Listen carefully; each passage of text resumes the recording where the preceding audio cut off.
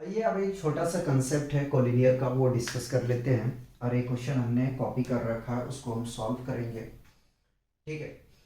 तो कोलिनियर होता क्या है?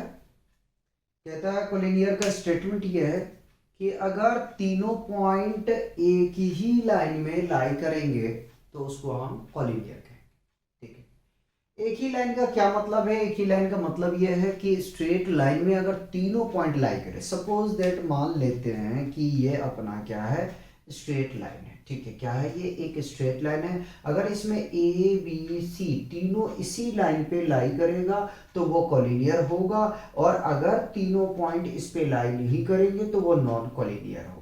फिर से रिपीट कर रहा हूँ, कोलिनियर का भी पढ़ेंगे। इसका डिफिनेशन पहले से समझो।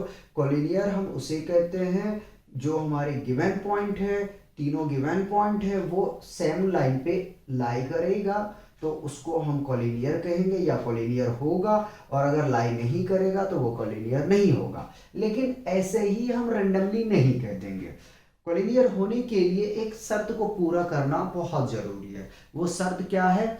अगर अगर AC बराबर हो जाए AB प्लस BC के तो ही कोलिनियर होगा, अदरवाइज कोलिनियर नहीं होगा। इस स्टेटमेंट को फुलफिल करना चाहिए। इस स्टेटमेंट को फुलफिल करना चाहिए। अगर फुलफिल करता है तो कोलिनियर होगा, और अगर इस स्टेटमेंट को पूरा नहीं करता तो कोलिनियर नहीं होगा। अब हम पढ़ते हैं इसकी डिफिनेशन क्या कहता है। कह रहा 3 point A, B, C are said to be collinear.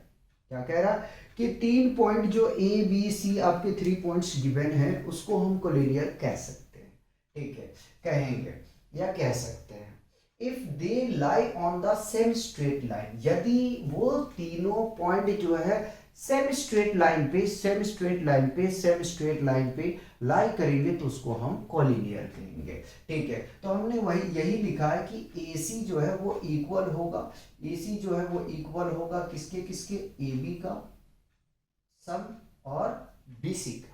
ठीक है, अगर ये स्टेटमेंट पूरा हो जाता है, यानी कि ये जो क्राइटेरिया इसको फुलफिल करता है तो कोलिनियर होगा, अदरवाइज नॉन कोलिनियर होगा। ठीक है,